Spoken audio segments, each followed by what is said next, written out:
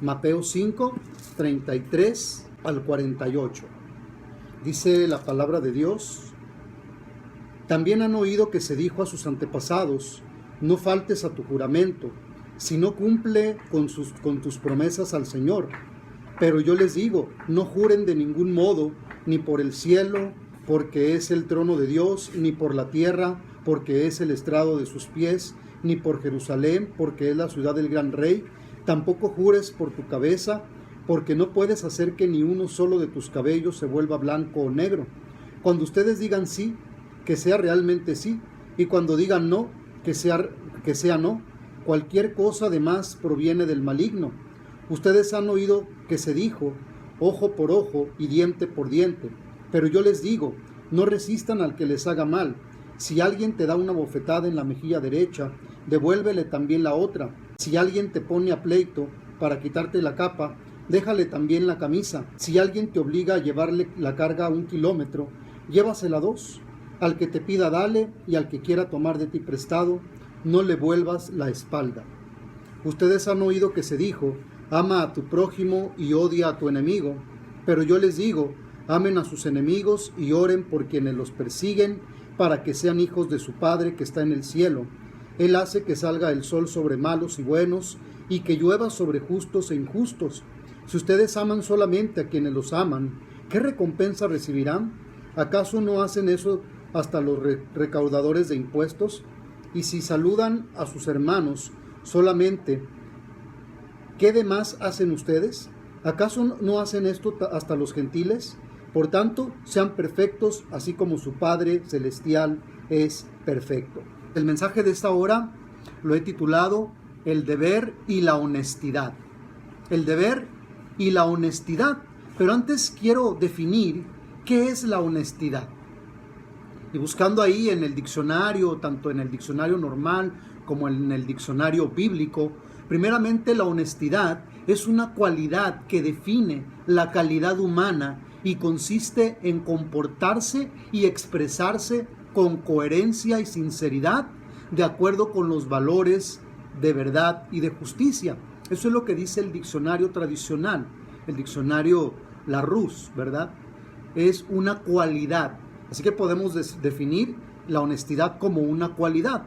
Por el otro lado, según el diccionario teológico bíblico, honestidad viene del griego, que significa veraz, que tiene que ver con ser libre de duplicidad, ser recto, sentidos que provienen de expresiones hebreas y griegas más o menos sinónimas.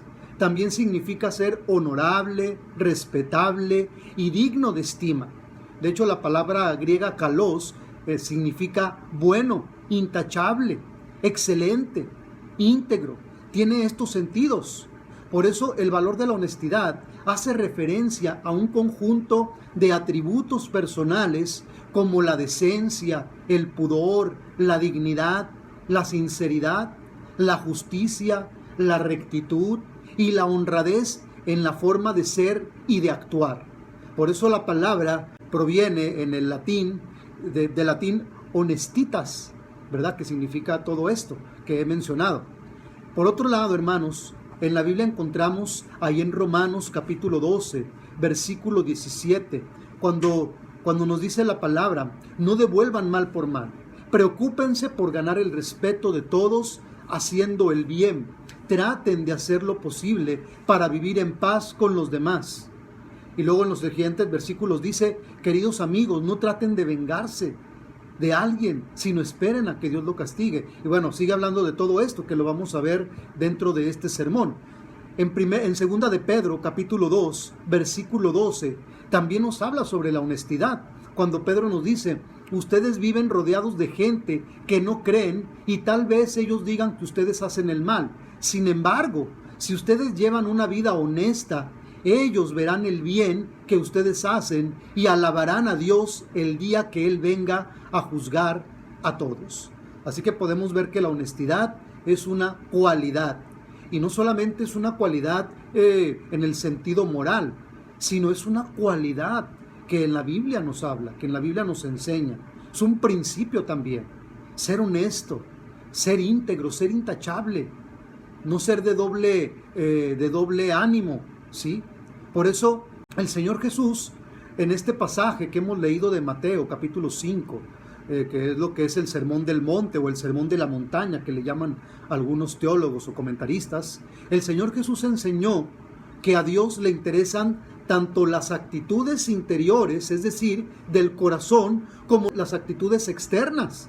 Moisés, inclusive, por eso hizo hincapié en lo malo de jurar en falso y en el deber de cumplir al Señor los juramentos que uno hace. Cuando dice en Éxodo capítulo 20, versículo 7, no tomarás el nombre de Dios en vano, el nombre de tu Dios en vano.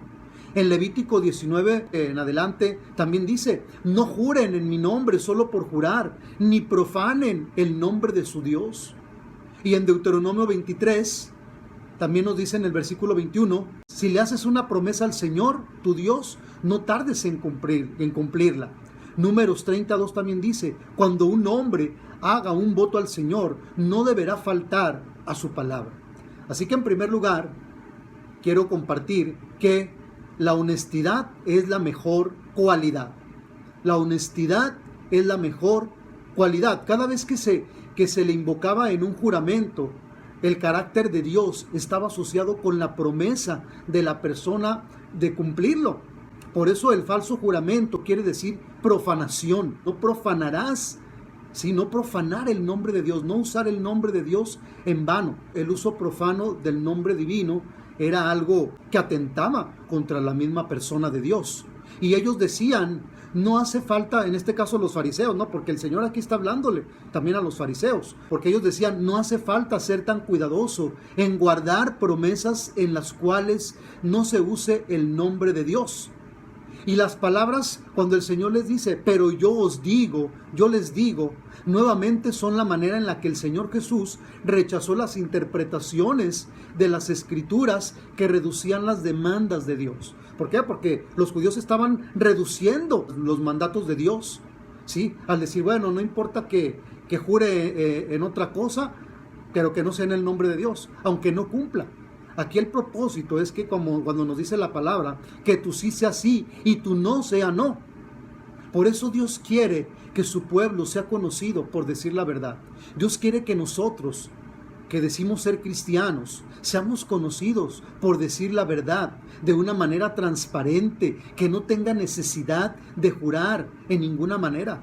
No tenemos que andar jurando. Por eso dice la Biblia, que tu sí sea sí y tu no sea no.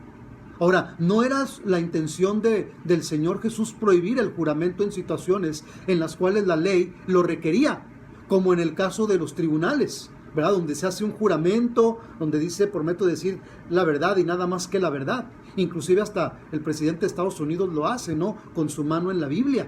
Pero aquí se trata de que, como cristianos, que nuestro sí sea sí y nuestro no sea no.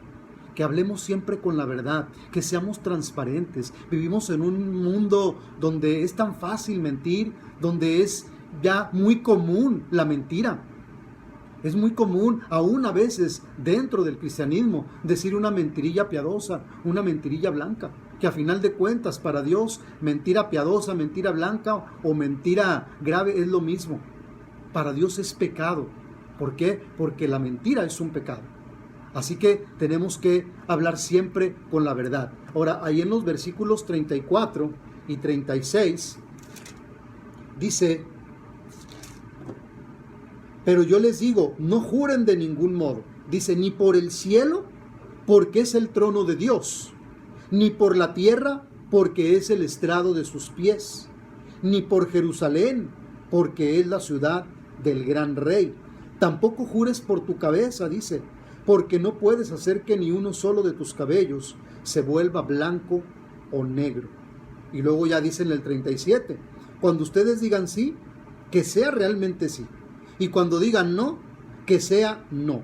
Cualquier cosa de más proviene del maligno. O sea, cualquier cosa proviene del diablo. Es lo que está diciendo el Señor. Por eso en estos versículos el Señor Jesús señaló 4 cosas por las cuales las personas acostumbran a jurar. Realizaban estos juramentos para hacer que no fuera de cumplimiento obligatorio y así juraban por el nombre de Dios. Hacían lo mismo que un niño hace cuando promete con sus dedos cruzados, ¿verdad? Que dicen que hace changuitos por detrás de la espalda. Lo que el Señor Jesús está diciendo aquí es que no se puede evitar hacer referencia a Dios, porque todo es de Dios, todo proviene de Dios y todo le pertenece a Dios. Así que no debemos hacer estos juramentos en nombre de Dios. Si se promete por el cielo, como dice el pasaje que leímos, es el trono de Dios. Y si prometemos por la tierra o si juramos por la tierra, es el estrado de sus pies. Y si lo hacemos por Jerusalén, bueno, en este caso está hablando a los judíos, ¿verdad? Que es su ciudad, es la ciudad del gran rey, de donde viene el rey de reyes. Si alguien jura por su cabeza, es creación de Dios. También somos creación de Dios y estamos bajo su control, bajo su soberanía. ¿Por qué? Porque Dios es soberano sobre cada parte de nosotros, de nuestro cuerpo. Hay personas que dicen, pues es que es mi cuerpo y yo puedo hacer con él lo que quiera. No es así, porque nosotros le pertenecemos a Dios. Y aún como cristianos todavía, con mayor razón, cuando la Biblia nos habla acerca de la mayordomía, también de nuestro cuerpo. Creemos a veces que mayordomía tiene que ver solamente con dinero, pero mayordomía tiene que ver con el tiempo, con nuestro cuerpo, con muchas cosas, con todo nuestro ser integral. Así que no podemos decir es mi cuerpo y yo hago lo que quiero. Simplemente en este tiempo, hermanos, de pandemia, que hay algunos hermanos que dicen, pues si me voy a morir del virus, pues que me muera, pero yo voy a salir y no me voy a cuidar. Entonces, ¿dónde está la mayordomía del cuerpo? ¿Dónde está lo que el Señor dijo? Que nuestro cuerpo es templo del Espíritu Santo y tenemos que cuidarlo.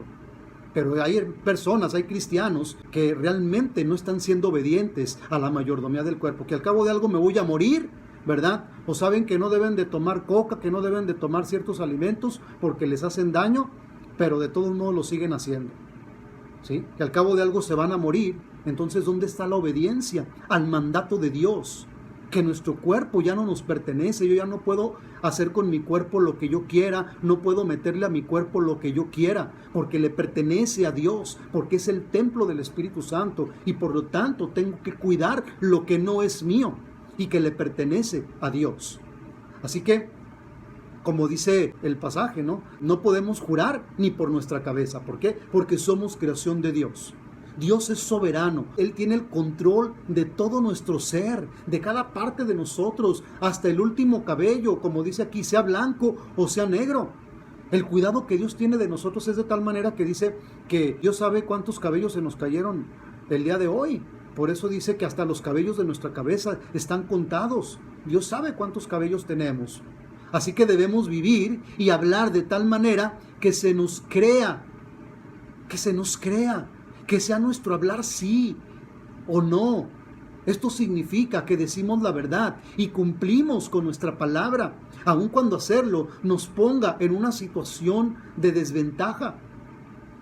La razón por la cual las personas juran y hacen promesas es por su falta de credibilidad, por su falta de honestidad, y quienes hacen esta clase de juramentos están confesando su deshonestidad. Mostramos respeto por Dios, por los demás y nosotros mismos cuando nos comportamos de manera transparente y honesta. Ahora, ¿por qué algunas veces se nos hace difícil expresar lo que queremos decir? En Proverbios capítulo 22, versículo 1 dice, de más estima es el buen nombre que las muchas riquezas y la buena fama, más que la plata y el oro. De más estima, dice aquí el Proverbios, de más estima es el buen nombre, ¿sí? Que obtener muchas riquezas. ¿De qué sirve que tengamos muchas riquezas o que alguien tenga muchas riquezas si su reputación está por los suelos? O la buena fama, dice, es mejor tener buena fama, o sea, tener buen testimonio que el oro y la plata. ¿Qué es mejor? Aquí habla de la integridad, de la honestidad de la persona. ¿Qué podemos hacer para tener un buen nombre? La implicación real de la ley es que tenemos que guardar nuestras promesas y ser personas de palabra, personas íntegras, personas honestas. Las promesas deben ser innecesarias para el creyente. Nosotros no deberíamos de andar prometiendo. ¿Por qué? Porque nuestra palabra debe de ser sí o no. Por eso dice, no juren en ninguna manera. En ninguna manera deberíamos jurar. En este caso, si el divorcio se debe a la dureza del corazón, que el Señor habla acerca también de eso, el juramento se debe a la falta de veracidad humana. Lo que Jesús enfatizó aquí fue que los hombres honestos no necesitan recurrir a juramentos. Inclusive Claudio Josefo, uno de los más grandes historiadores de los judíos, ¿sí?, dijo de los esenios. Los esenios era una secta judía contemporánea en el tiempo de Jesús. Y Josefo dijo, distinguen por su fidelidad y son los ministros de paz. Eso decía Flavio Josefo de los esenios. Personas que distinguen por su fidelidad y son los ministros de paz. Así debería la gente, hermanos, de hablar de nosotros, de referirse cuando hable de nosotros. Personas que nos distingamos por la fidelidad, por ser fieles y por ser ministros de paz. Pero a veces sucede todo lo contrario. Mira, dice que es cristiano y es bien mentiroso, ¿verdad? O es cristiano y anda buscando ahí pleito en todas partes. Hay personas así, que son pleitistas, que les gusta causar disensiones, que les gusta causar pleito, ¿sí?, que no se distinguen por ser fieles, por ser personas de paz, por ser pacificadores, que el Señor en este capítulo 5 en las bienaventuranzas dijo, bienaventurados los pacificadores, ¿sí?, los que llevan la paz. Y así deberíamos de ser distinguidos nosotros los cristianos. Hunter dijo lo siguiente, un comentarista, los juramentos surgen debido a que los hombres son con tanta frecuencia mentirosos.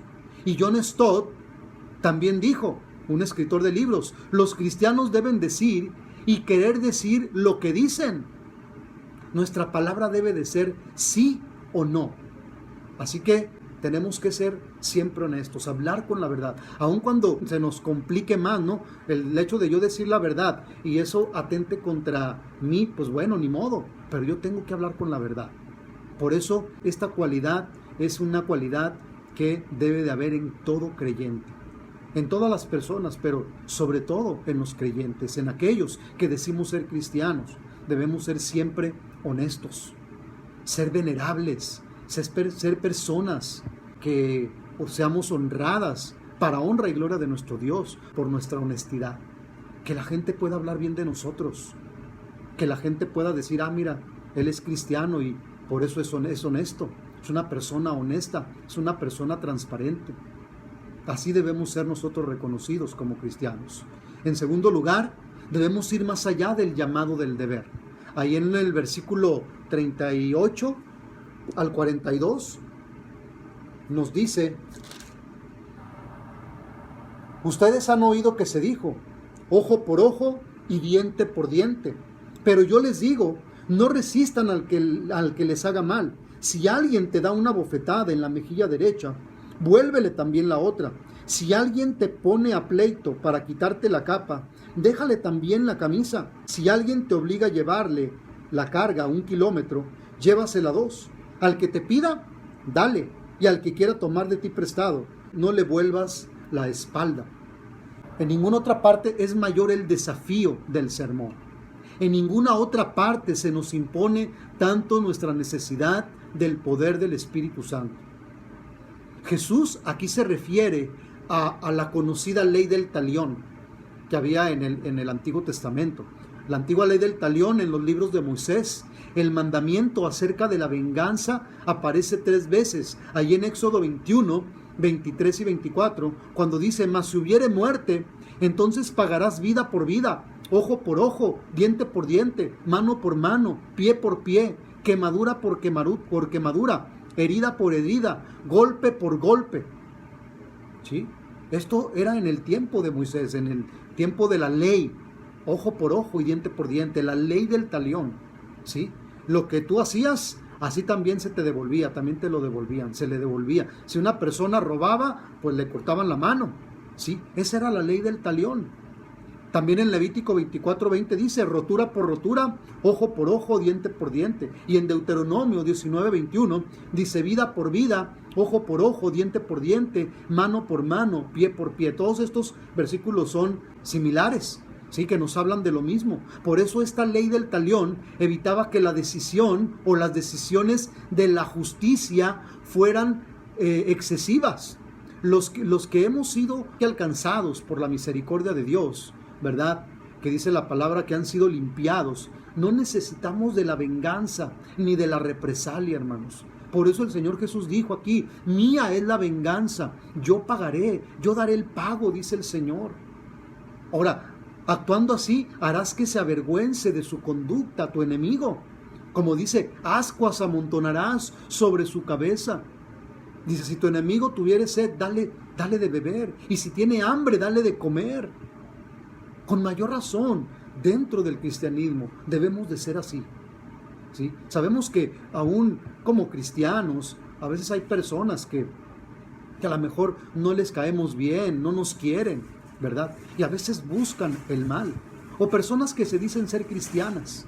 Por eso debemos resistir la tentación de herir a otros como ellos nos hirieron a nosotros. Es que hay quienes dicen, el que me la hace me la paga, ¿verdad? Y aún yo he escuchado a personas que se dicen ser cristianas y que dicen, no, me la hizo, me la paga.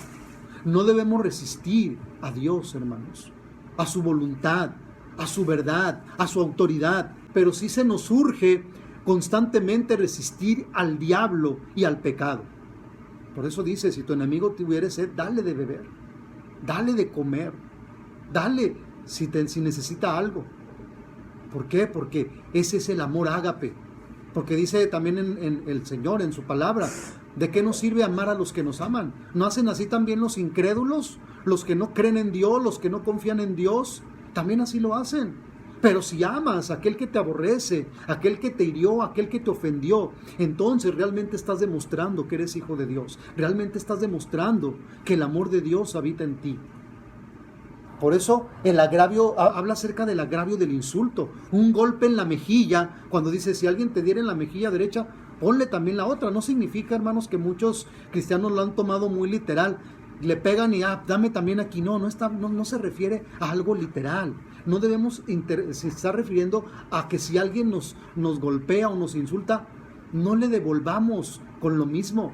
Mejor nos retiremos. No debemos intercambiar insultos con otros, aun cuando esto signifique recibir algo peor. Por eso el Señor Jesús llamó a sus discípulos a aquello que Bonhoeffer, un teólogo, denominó participar de su pasión.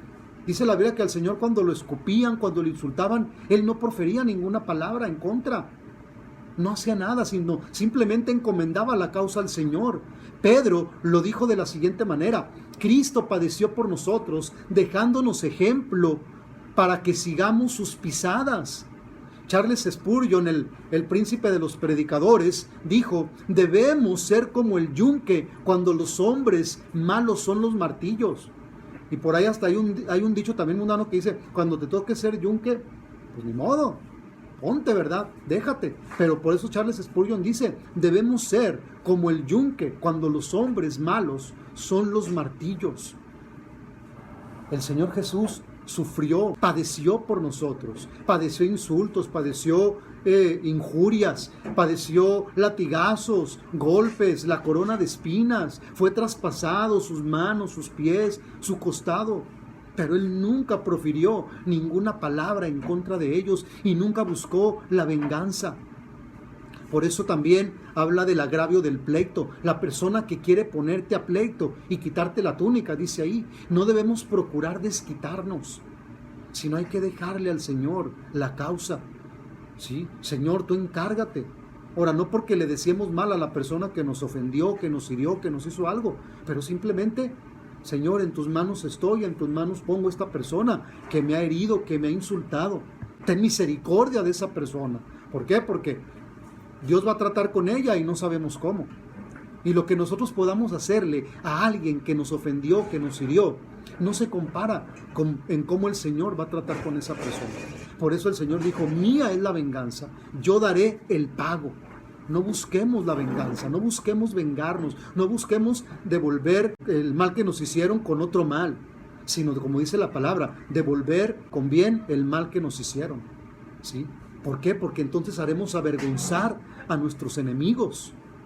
También habla del agravio del trabajo forzado. Los soldados romanos, inclusive, hacían a las personas que llevaran su equipaje por 1 milla. Debemos hacer más de lo que se nos exija. Simplemente a veces en el trabajo, ¿no? Los que trabajan en alguna empresa, ¿verdad? O que tienen su patrón y les pide hacer algo, bueno, dice la Biblia, no te conformes con, como dice el dicho mundano, ¿no? Que dicen, pues él hace como que me paga, yo hago como que trabajo. Esta es la idea tan mediocre de muchas personas y tristemente aún a veces de cristianos. No, pues es que el patrón es así y es bien déspota y es esto y el otro, así que yo nomás hago lo que tengo que hacer y nada más. Cuando la Biblia dice, si alguien te pide que camines 1 milla, que lleves esta carga por 1 kilómetro, llévala 2. O sea, no hagas solamente lo que te corresponde. Dice, haz más allá de lo que te corresponde. A eso es a lo que se está refiriendo. Por eso cuando los soldados romanos hacían a las personas que llevaran su equipaje por 1 milla, está hablando aquí el Señor que hay que hacer más de lo que se nos exija. ¿Sí? Otro es el agravio de ser importunado económicamente. El Señor Jesús dijo que le diéramos al que nos pida. ¿Sí? Debemos actuar con mayor bondad, con misericordia y más amor que lo que la ley exige. Debemos soportar ser importunados. ¿Por qué? Porque los fariseos, ellos se sentían muy orgullosos y se jactaban de cumplir solamente con lo que la ley exige, pero no iban más allá. Por eso todas estas palabras que el Señor les está diciendo a los judíos, era principalmente por los fariseos, por aquellos que se jactaban de sentirse muy buenos, de sentirse muy bondadosos, de sentirse muy religiosos, muy espirituales. A ellos principalmente les está diciendo, no te conformes solamente con cumplir la ley, sino ve más allá de la ley. Entonces, eso es lo que el Señor Jesús está hablando aquí. Y es lo que el Señor Jesús nos pide a nosotros, que hagamos. Que no hagamos solamente lo que nos corresponde hacer, sea en el trabajo, sea en la iglesia, sea en nuestra casa, aún como padres. No, pues yo soy el proveedor de esta casa y ya, es lo único que hago. No, tienes que ir más allá. No solamente eres proveedor, tienes que ser padre, tienes que ser esposo, ¿sí? Tienes que ir más allá de tus deberes. No solamente cumplir con tu deber, sino ir más allá del deber. Por eso el Señor Jesús está hablando aquí tajantemente que debemos ir más allá. ¿Por qué? Porque las personas no creyentes, los incrédulos, hacen lo que tienen que hacer, pero no van más allá. Y aquí se nos manda a nosotros que vayamos más allá, que hagamos un doble esfuerzo por ayudar a aquella persona, ¿sí? Hay muchos que dicen, bueno, pues yo ya ayudé a esta persona, ya cumplí. O sea, muchos lo hacen por cumplir, no porque les nazca de corazón. Hay personas no creyentes, inclusive en la farándula, artistas, ¿verdad?, que ponen orfanatorios, que ayudan a niños con capacidades especiales y ya creen que con eso inclusive se están ganando el cielo, ¿verdad? O sea, yo ya hice esto, ya cumplí. O sea, lo hacen para que hablen bien de ellos, pero no lo hacen porque realmente les nazca de corazón, porque realmente sientan misericordia. Y aquí está hablando de que debemos hacerlo con misericordia, con amor, con bondad, por aquellas personas que nos piden una ayuda y nosotros debemos ayudarlas. ¿Sí? Ahora, no estoy hablando solamente de ayudarlas económicamente, sino puede ser de muchas maneras. En el servicio, sirviéndoles, compartiéndoles la palabra, dándoles un consejo, ministrándoles, ¿sí? Hay muchas maneras en que podemos servir a nuestro prójimo. Así que no tenemos que pagar injuria, sino sufrirla y así vencer con el bien el mal. Pablo dijo, ¿no debíais más bien recibir el ser defraudados? Pero dice, muchos de ustedes defraudan a los demás. Muchos de ustedes cometen la injuria, cuando más bien ustedes no deben de recibir el agravio. Pero lo peor de todo es que muchos, aunque se dicen ser cristianos, son los que agravian y defraudan a otros. Por eso el mandato del Señor Jesús a no resistir al mal no debe usarse para justificar la debilidad temperamental, ni la transigencia moral, ni la anarquía política. Lo que el Señor Jesús demanda es una actitud personal hacia los que hacen mal, está inspirada, en la misericordia y no en la injusticia, sino en la misericordia. ¿Por qué? Porque así como el Señor Jesús ha tenido misericordia de nosotros, debemos tener también misericordia de los demás. Martin Luther King dijo, el amor es la única fuerza capaz de transformar a un enemigo en amigo, porque posee poder creativo y redentor. Me encantan estas palabras de Martin Luther King. El amor es la única fuerza capaz de transformar a un enemigo en amigo, porque posee poder creativo y redentor. ¿Por qué? Porque el amor es de Dios. Dios es amor. Dios es amor. El amor ágape. El amor ágape es aquel que es capaz de amar al que te hiere, es capaz de amar a sus enemigos, es capaz de amar al que te insulta. Ese es el amor ágape, el amor de Dios.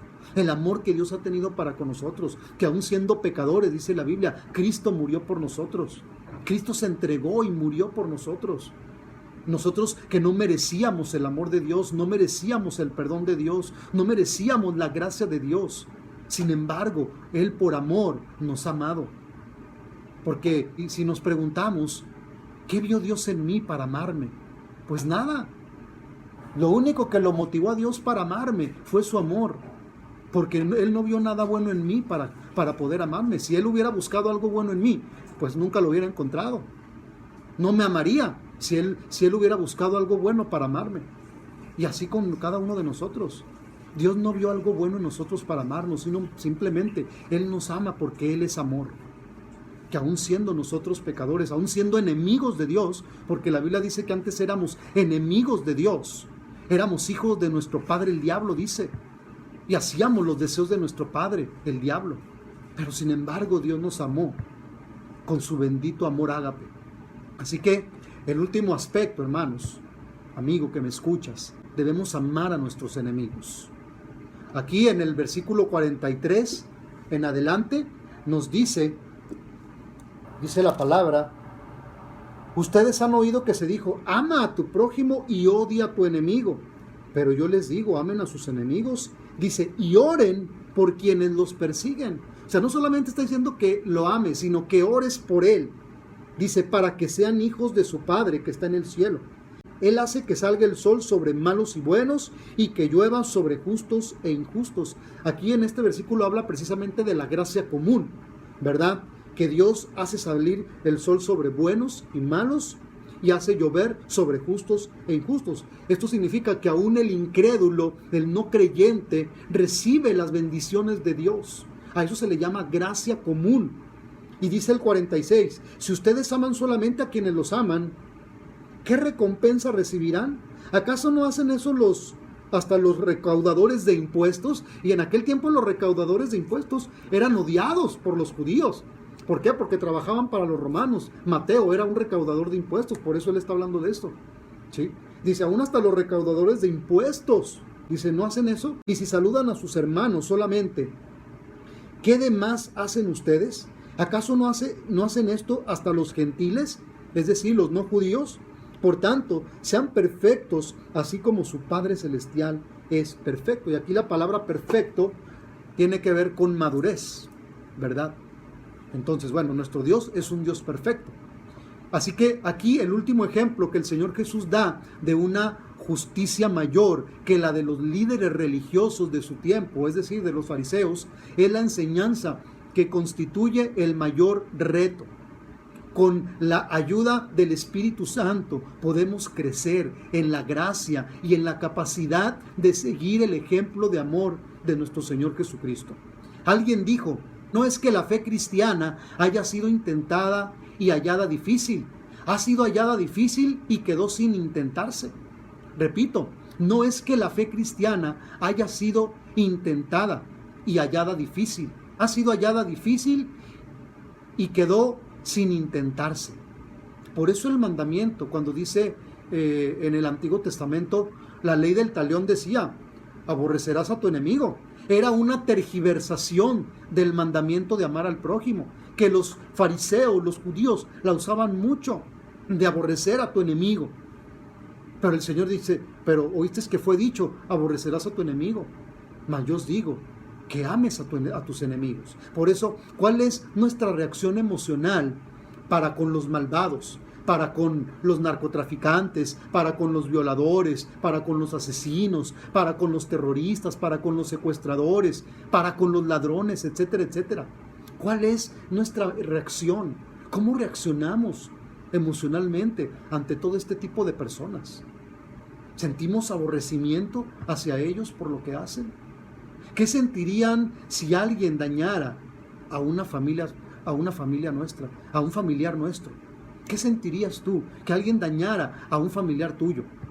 Por eso el término que usa la Biblia como prójimo incluye aún a nuestros enemigos. Amar se refiere al verbo griego ágape, que ya lo mencionaba hace un momento, que significa una bondad y una preocupación que se sacrifica por la persona amada. Así como el Señor Jesús se sacrificó por nosotros, que Él mostró su amor. Por eso dice, bendigan a los que los maldicen, hagan bien a los que los aborrecen y oren por los que los ultrajan y los persiguen. Cuanto más oremos por las personas, más las amaremos, y cuanto más las amemos, más oraremos por ellas. Por eso Juan Crisóstomo, uno de los padres de la Iglesia, vio esta responsabilidad de orar por nuestros enemigos como la cumbre más alta del dominio propio. Así decía Juan Crisóstomo, la cumbre más alta del dominio propio. Amar y orar por nuestros enemigos. El Señor Jesús oró por aquellos que lo estaban crucificando, por aquellos que le estaban dando muerte, cuando dijo, Padre, perdónalos, porque no saben lo que hacen. No tenemos que esperar hasta que sintamos amor por el enemigo antes de orar por él. Porque alguien puede decir, pues es que no siento amor, no siento amarlo, no siento perdonarlo. No se trata de que lo sientas, sino que tienes que hacerlo por amor a Dios, primeramente, y por amor al prójimo. Tenemos que hacerlo antes de que seamos conscientes de amarle. El Señor Jesús oró por los que lo atormentaban, mientras los clavos de hierro traspasaban sus manos y sus pies. Un amor tan grande demuestra que pertenecemos a la familia de Dios, a la familia de nuestro Padre que está en los cielos. Por eso Dios no hace salir su sol y no hace llover solamente sobre los justos, sino aún sobre los malos que disfrutan de las mismas bendiciones, al igual que los hijos de Dios, ¿sí? O sea, también lo disfrutan. El amor divino, el amor de Dios, es un amor que no discrimina, que se muestra igualmente a los hombres buenos y malos, y esto lo hemos estado viendo en la carta a los Romanos, que Dios no hace acepción de personas, ¿sí? Que la única diferencia entre el creyente y el no creyente es que el creyente sabe que no hay diferencia. Ya lo habíamos mencionado. Juan Calvino y algunos teólogos llaman a esto la gracia común, que lo mencionaba. Debemos amar como Dios ama, no como los hombres. Amar con el amor de Dios, con el amor ágape. Cristo hizo dos preguntas retóricas. Dice, porque si aman a los que los aman, ¿qué recompensa tendrán? No hay recompensa por hacer lo que surge naturalmente, lo que se hace naturalmente. Las personas que no conocen a Cristo como su Salvador pueden mostrar una preocupación y un interés que se sacrifica por otros mientras haya intereses mutuos. Y la otra pregunta, ¿no hacen también lo mismo los publicanos?, dice el Señor. Los delincuentes son muy solidarios entre ellos. Por eso la doctrina de la depravación total no significa que por causa del pecado original los hombres son incapaces de hacer nada bueno, sino más bien que todo el bien que hacen se corrompe en algún grado por el mal. Los pecadores no redimidos pueden amar, pero no con el amor de Dios. Por eso a los creyentes se nos llama a amar a nuestro prójimo, a nuestros enemigos, pero esto es imposible sin la gracia sobrenatural de Dios. Si amamos solo a los que nos aman, no somos mejores que los delincuentes, ¿sí? Nuestra justicia debe ser mayor que la de los fariseos. Eso es lo que el Señor nos está diciendo aquí. Y nuestro amor debe ser mayor que el de los gentiles. Por eso, ¿en qué se diferencia el discípulo del pagano? ¿En qué consiste lo cristiano? Bonhoeffer, que ya lo mencionaba hace rato, ¿verdad? Él dijo, lo cristiano es lo particular, el amor de Cristo que marcha obediente y paciente hacia la cruz. Lo singular de lo cristiano es la cruz. Lo singular de lo cristiano es la cruz. Así que el versículo 48 resume todo lo que el Señor Jesús enseñó de una justicia mayor que la de los escribas y la de los fariseos. Por eso debemos tomar el ejemplo de nuestro Padre que está en los cielos, como dice la palabra. Ser perfecto significa maduro, íntegro y completo. ¿Por qué hay tantos cristianos de la secreta que les da vergüenza que sepan que son cristianos? Ahora, ¿existe algún enemigo por el cual tú necesitas orar? ¿Tienes algún vecino a quien necesitas testificarle? ¿A quien necesitas darle buen testimonio? ¿Qué puedes hacer esta semana para mostrar que eres un hijo de Dios, que refleja un carácter piadoso? Si hay alguien por quien tú estás guardando rencor, resentimiento o inclusive hasta odio, esta palabra es para ti. Ama a tus enemigos, ama al que te hirió, perdónale y ámalo y ora por él. Así que quiero concluir con esto. Estas dos últimas enseñanzas revelan una progresión. Es decir, la primera es un mandato negativo, no resistan al que les haga mal, y la segunda es positiva, amen a sus enemigos. Agustín de Hipona, él decía lo siguiente: muchos hemos aprendido cómo ofrecer la otra mejilla, pero no sabemos cómo amar al que nos golpeó. ¿Sí? Muchos hemos aprendido cómo ofrecer la otra mejilla, pero no sabemos cómo amar al que nos golpeó. Alfred Plummer, también otro cristiano, dijo: devolver mal por bien es diabólico, devolver bien por bien es humano, pero devolver bien por mal es divino. Lo que caracteriza a los cristianos es un apetito intenso por la justicia, tener hambre y sed de ella continuamente, como el Señor lo dice en las bienaventuranzas, y esta justicia demuestra a quién pertenecemos. Por eso nuestro llamado como cristianos consiste en imitar a nuestro Padre, no al mundo. ¿Sí? Así que no olvidemos, pues, estas verdades bíblicas. Primero, seamos honestos, de modo que no tengamos que jurar para que las personas nos crean. Segundo, en lugar de procurar la venganza, renunciemos a nuestros derechos y recibamos el agravio. Y tercero, amemos a nuestros enemigos y demostremos así que somos hijos de Dios. Así que quiero invitarles a que hagamos una oración para que sea el Señor quien obre nuestras vidas. Que si tal vez alguien se sienta herido en el corazón, alguien te hirió, a lo mejor algún familiar tuyo, tu padre, tu madre, tu hijo, tu hermano, tu amigo, tu vecino, en estos momentos oremos a Dios y le pidamos por esa persona, que a lo mejor nos es difícil amarla, aquella persona que a veces decimos: ay, es que no la soporto. Pues a esa es a la que Dios quiere que tú ames. Así que quiero invitarles a que oremos, y también para que Dios nos ayude a ser honestos, a ser íntegros.